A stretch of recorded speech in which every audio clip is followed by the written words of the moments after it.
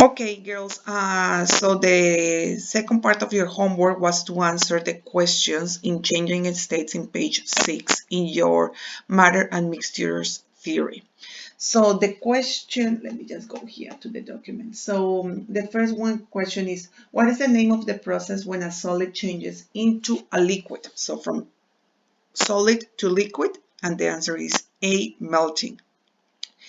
Then, what is the name of the process when gas cools and becomes a liquid? The answer is D, condensation. And for question 3, I'm just going to read the paragraph.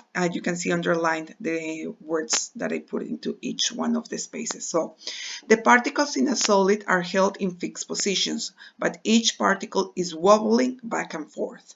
As you heat a solid, the particles wobble more and move away from each other. If you heat a solid enough, the particles will wobble back and forth faster and faster until eventually they will break away from their fixed position and start sliding around.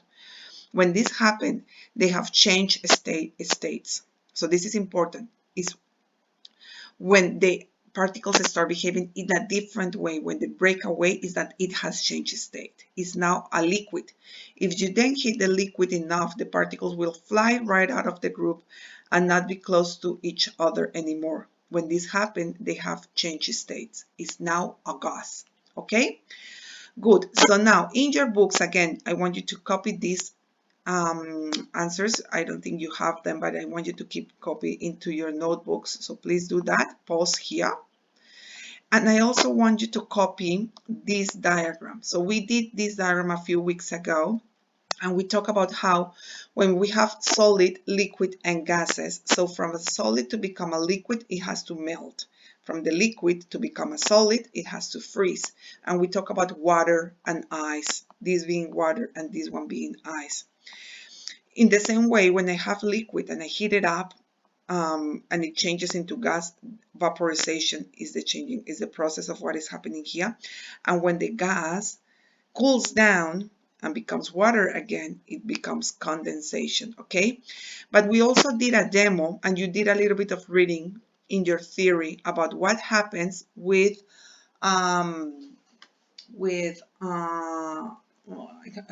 dry ice. So what happens with dry ice is that it is carbon dioxide in solid form. And this is an object that doesn't go through liquid. This is an object that goes from solid directly into gas. So if you remember when I did the demonstration, some of the girls, when I put solid and I pour water into it, we could see bubbles coming up, and some of the girls were saying, oh, it is boiling. And I remember that Freya said, oh, but it cannot be boiling because it's not warm. It's actually very cold. So what happens is that bubbles that we were seeing in the liquid, in the water, were actually the gas that was escaping. So that was what we were seeing. That's why we saw bubbles. The dry ice was becoming a gas without going into liquid. And that process is called sublimation.